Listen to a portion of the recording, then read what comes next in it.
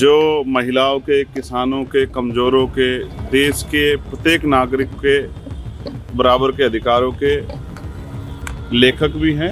लोक भवन के बराबर में और विधानसभा के सामने जो सबसे सुरक्षित स्थान है उत्तर प्रदेश की राजधानी लखनऊ का, वहाँ बाबा साहब अम्बेडकर की जहाँ अस्थियाँ रखी है उस स्थान को बदला जा रहा है और एक षड्यंत्र करके उन अस्थियों को वहाँ से हटा के कहीं और रखने की कोशिश की जा रही है, जिससे कि लोक भवन को और बड़ा किया जा सके। उन सब की भावनाओं के साथ खिलवाड़ या उनको कुचलने का काम किया जा रहा है और जाके देख के आना जरूरी है कि क्या हो रहा है। तो यहाँ आने के बाद मुझे एहसास हुआ कि पहले भी ये प्रयास हुए हैं, जब बोधि वृक्ष को जो है हटाने का प्रयास किया, उसका चबूतरा तोड़ा गया। सरकार ये गलतफहमी ना करे, रखे अपने मन में कि वो इसको हमसे छीन लेगी।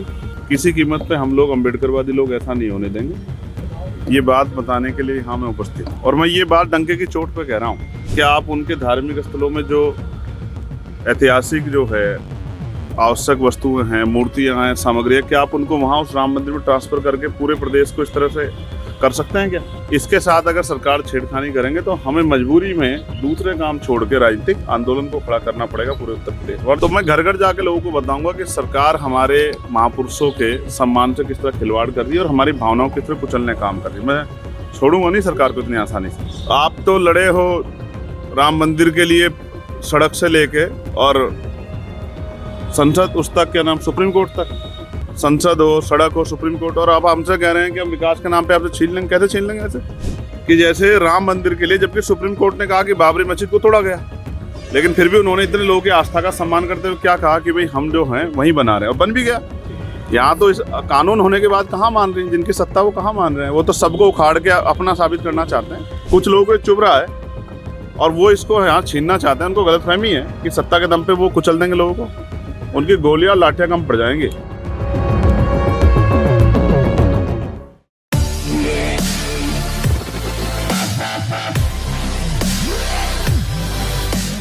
नगीना लोकसभा से सांसद और आज़ाद समाज पार्टी काशीराम के राष्ट्रीय अध्यक्ष चंद्रशेखर आज़ाद आज लखनऊ पहुंचे हैं और डॉक्टर भीमराव अंबेडकर सभा और अस्थि कलश न हटाने को लेकर सीएम योगी आदित्यनाथ को उन्होंने पत्र लिखा है। उन्होंने पत्र लिखकर कहा है कि बहुजन समाज की आस्था और श्रद्धा जो है वो यहाँ से जुड़ी हुई है और इस दौरान उन्होंने मीडिया से बातचीत की। इस दौरान उन्होंने तमाम बातें कहीं, पूजन किया, क्या कहेंगे?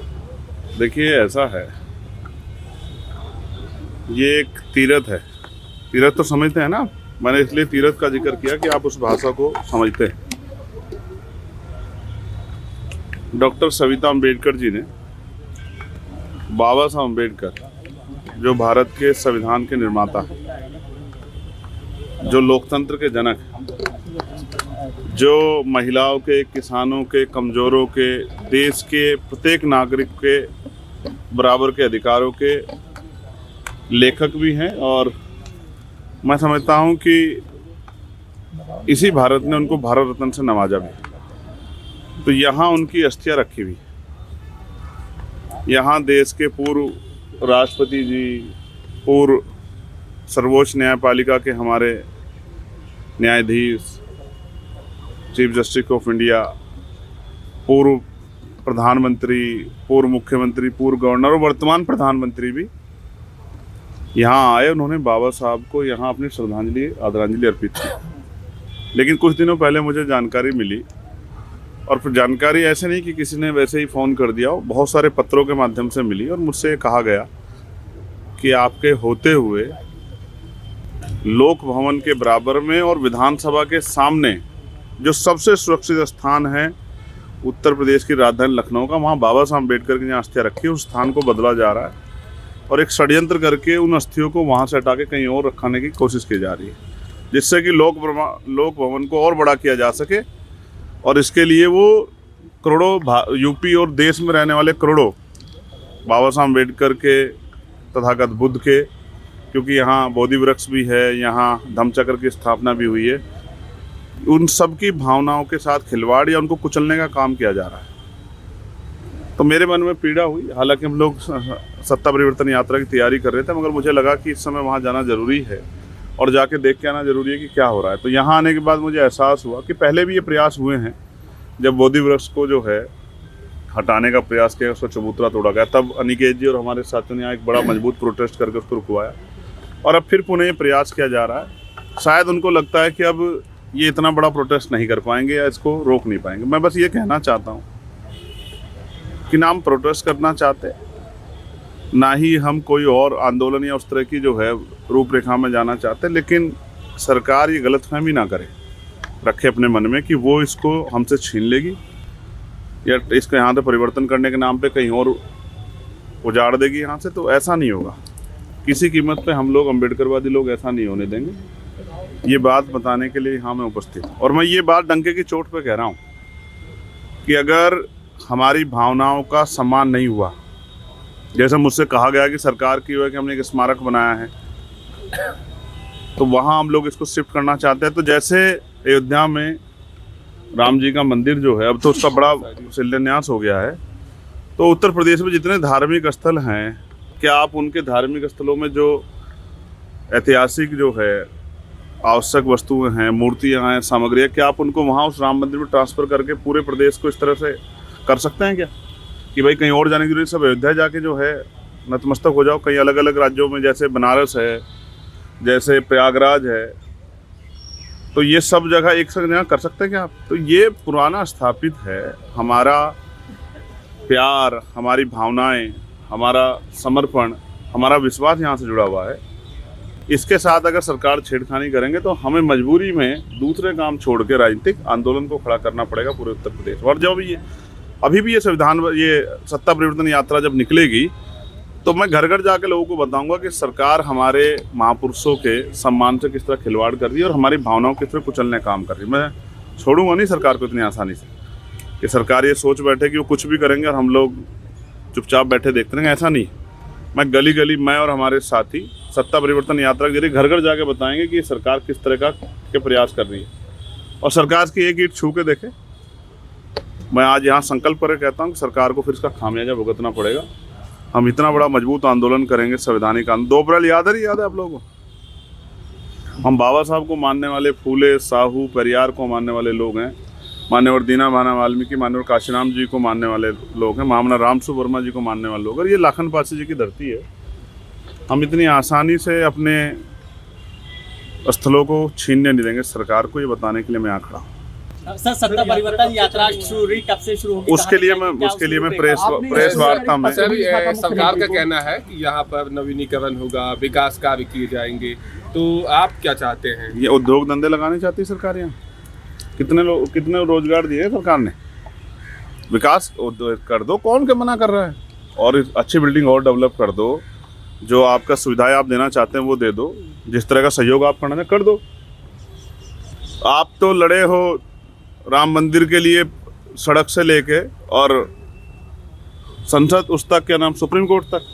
संसद हो, सड़क हो, सुप्रीम कोर्ट, और आप हमसे कह रहे हैं कि हम विकास के नाम पे आपसे छीन लेंगे। कैसे छीन लेंगे? ऐसे आपकी आस्था और हमारी आस्था कुछ नहीं। नहीं, ये गलतफहमी नहीं पालनी है सरकार को। सर, पहले जस्ट इसके बगल में हज हाउस का लोकल दफ्तर हुआ करता था जहां लोग आसानी से पहुंच जाते थे, अब इसे एयरपोर्ट के पास वो शिफ्ट हो गया। तो पहले वो शिफ्ट किया गया, अब इसकी बात हो रही है, तो क्या ये देखिए, कोई सरकारी दफ्तर एक अलग विषय है, आप समझे। सरकारी दफ्तर और आस्था का इतना बड़ा प्रतीक, उसको एक तरह देखा नहीं जा सकता है। मैंने आपसे उदाहरण दिया ना कि जैसे राम मंदिर के लिए, जबकि सुप्रीम कोर्ट ने कहा कि बाबरी मस्जिद को तोड़ा गया, लेकिन फिर भी उन्होंने इतने लोगों की आस्था का सम्मान करते हुए क्या कहा कि भाई हम जो हैं वहीं बना रहे हैं, और बन भी गया, शिलान्यास भी हो गया। तो मैं पूछना चाहता हूँ, पूरे उत्तर प्रदेश में जो धार्मिक स्थल है उनकी तमाम मूर्तियों को ले जाके वहाँ रख के ये कहा जा सकता है कि भाई सब कुछ हमने एक जगह सर्जित कर दिया? नहीं, हर चीज़ की अपनी एक महत्ता है, हर जगह की अपनी एक महत्ता, हर व्यक्ति की अपनी एक महत्ता है, और हर जो है तारीखों की अपनी एक महत्ता है। हम यहाँ 26 जनवरी मनाते हैं, हम यहाँ जो है 15 अगस्त मनाते हैं, हम और तमाम तरह के जो है तिथियों का वो करते हैं। तो क्या ऐसा हो सकता है कि एक दिन में सारी तिथियाँ कर ली जाए, सारे महापुरुषों को एक दिन नमन कर लिया जाए, सारे इष्टों को, सारे जो धार्मिक उस तरह के जो हैं इष्ट है उनको एक दिन में याद कर लिया जाए? ईद एक दिन हो जाएगी क्या? ईद, शब रात, बकरा ईद तमाम एक जगह हो जाएगी, एक दिन हो जाएगी क्या? बैसाखी सब एक संग, ऐसा संभव है क्या? जैसा आप चाह रहे होली दिवाली सब एक दिन कर सकते हो क्या आप? ऐसा नहीं है। सरकार को कुछ गलतफहमी है, उनको लगता है कि भाई कौन बोलेगा, कौन आवाज़ उठाएगा, कौन इनके आगे अड़ेगा। उनको नहीं पता ना अभी आज़ाद समाज पार्टी भीम आर्मी है, हम राजनीतिक दल बाद में हैं, लेकिन एक आंदोलन पहले है।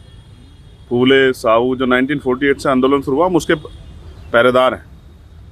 हम मर तो सकते हैं लेकिन झुक नहीं सकते। मैं सरकार को बताना चाहता प्रयागराज में बड़ी तादाद में छात्र प्रदर्शन कर रहे हैं। हूँ इन सब चीज़ों पे मैं प्रेस प्रदेश कॉन्फ्रेंस में बात बिजली करूँ। 10% महंगी हुई है। हाँ बिल्कुल, मैं प्रेस जब प्रेस वार्ता हूँ सब चीज़। बाबा साहब अम्बेडकर का नाम लेते हैं लेकिन इस मामले पर बिल्कुल चुप हैं, क्या कहेंगे?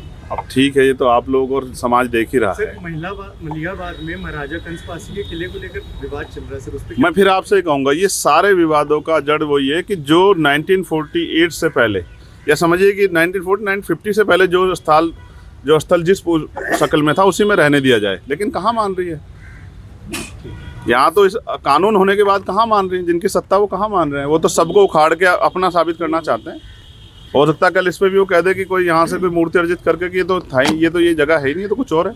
एक और सवाल मैं फिर कह रहा हूँ, डिपार्टमेंट की रिपोर्ट जो है उसमें उन्होंने क्लेम करा है कि ये जगह मुस्लिमों की ही है, वहाँ पे हमारा देवबंद में भी क्लेम कर दिया है। वो तो कुछ ही क्लेम कर दें, उनका क्या, सत्ता में बैठे हैं, कुछ ही क्लेम कर दें। वो तो हो सकता है कल मेरा नाम भी कुछ और क्लेम कर दें, क्या फर्क पड़ता है?